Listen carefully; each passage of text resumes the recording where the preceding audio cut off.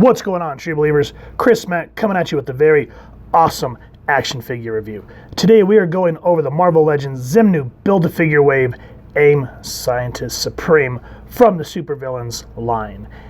And just like with the Red Skull, I was very much on the fence about this one, but when you see this up close, he is a semi-beefy, very cool looking figure. And I figured it made sense since A.I.M essentially kind of originated from Hydra. So that's why I figured we'd do this character after Red Skull. What am I talking about? Stick with me and we'll go over that here in a minute. So as I just said, there's the supervillain, there's a Xemnu again. Same with the Red Skull. Put an A.I.M logo or something on there. Come on, it's just blank space up there, it's boring. Come around to the side again. Gorgeous product placement, wow. Product shot, or artist rendition, should I say, of the A.I.M Scientist. And I like how he has all his little cronies there on the bottom. Just a very cool piece. Come around to the back, same figure shot, product artist rendition. I have not had enough coffee, folks. Read up if you want to read it at your convenience. Same with the figures from the wave to build Xemnu. Come around to the side, same gorgeous artwork. Come around to the front, nothing on the bottom. So with that said, let's get this bad mamma jamma out of the packaging and get a closer look at him. And here's the A.I.M Scientist Supreme, Jason Forson, out of the packaging. And you know, for a character that's relatively new, they did not have to go into the amount of detail they did for this figure. He looks fan-freaking-tastic. All the golds and the blues and the blacks, it just molds together to make one awesome looking figure. Now that I have him out and have been messing with the character, I'm so glad that I did not sleep on this figure. If you guys did, I would suggest getting your butts out there and start hunting, because this is not one you want to miss. He is quite bendy and just looks awesome. So let's get him off the stand and I'll show you all what I'm talking about. So the first appearance of A.I.M was in Strange Tales number 146 from July of 1966. A.I.M stands for Advanced Idea Mechanics.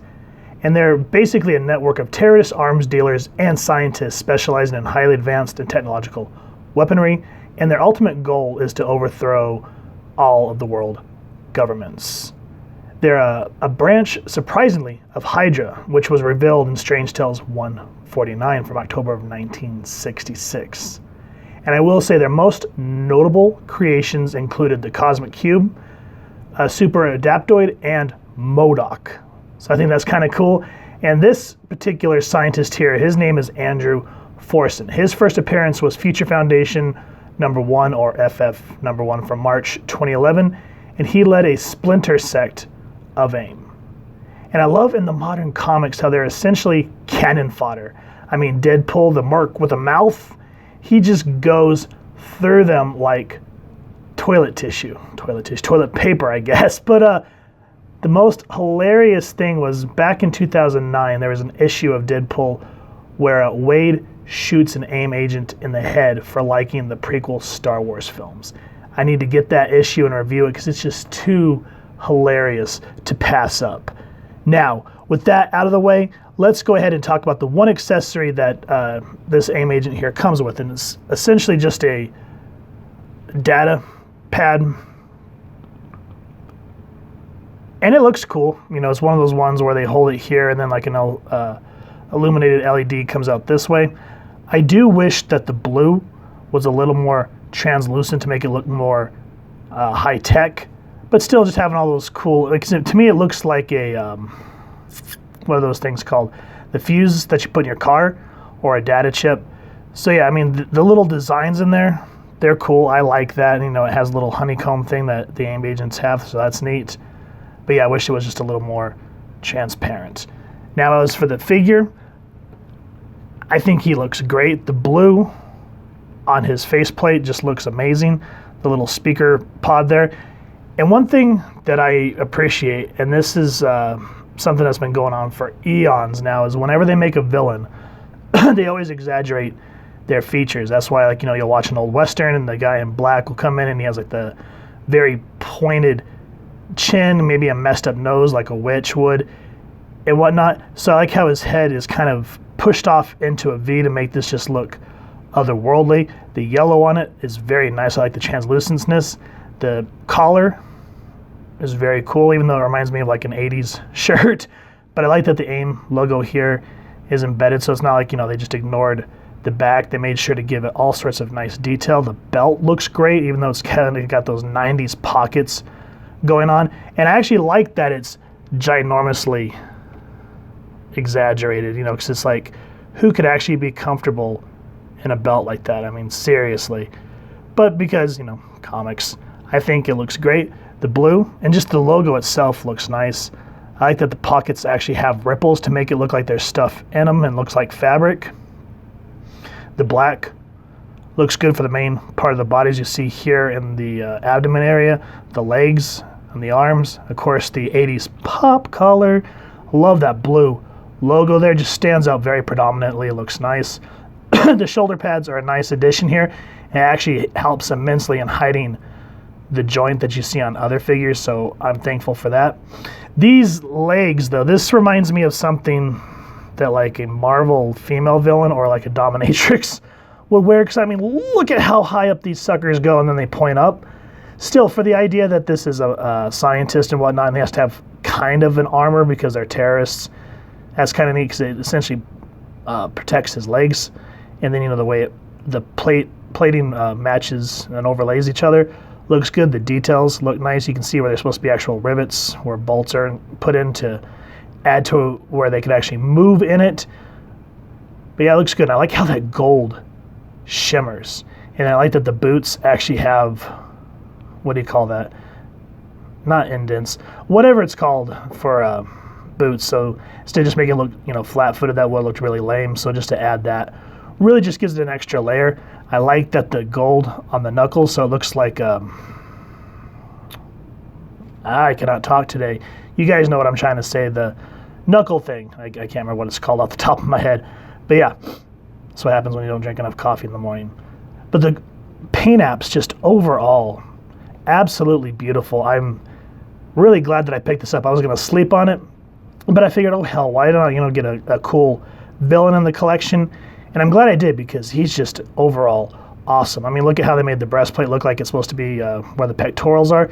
Just little attentions to details like that with the shoulder pads and the pop collar and that big KFC bucket head just really makes it look good overall.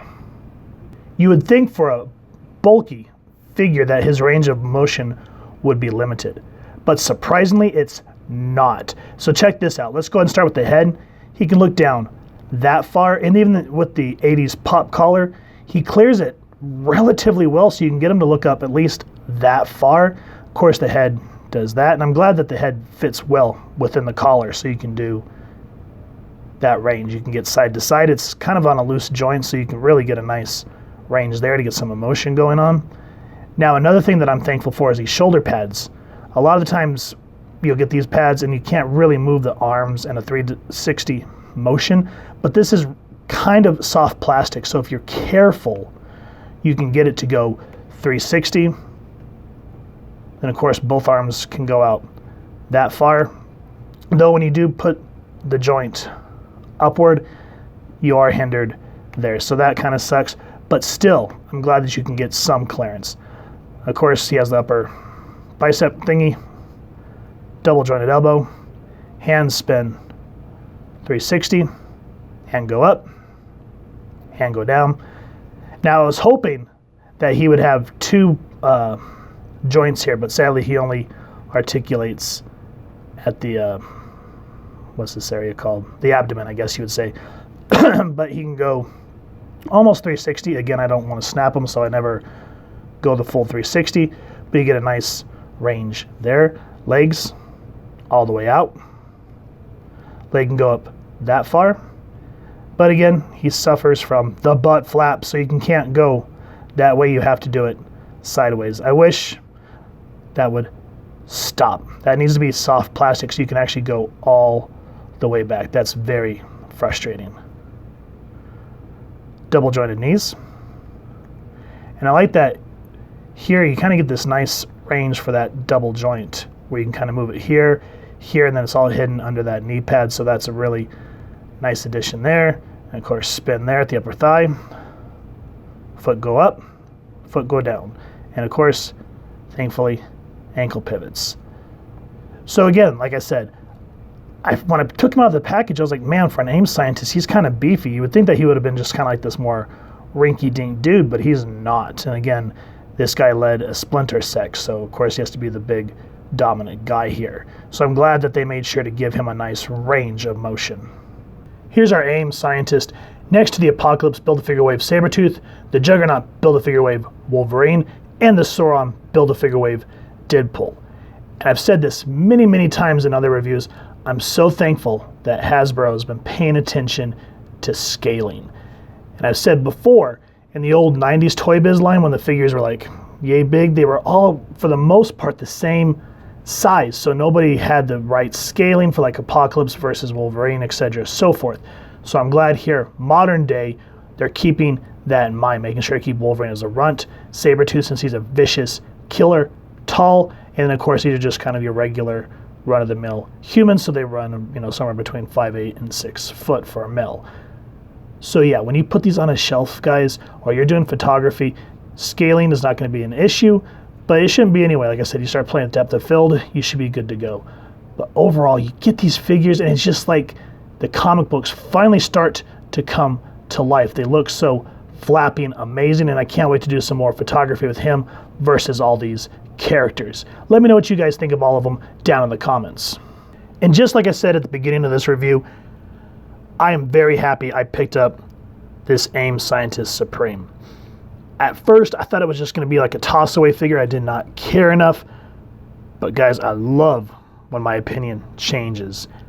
And this is one of those figures. I highly, highly recommend him. Doesn't come with a lot of accessories, but you know, just being able to come with his little data chart thing, his tablet, essentially, that's enough.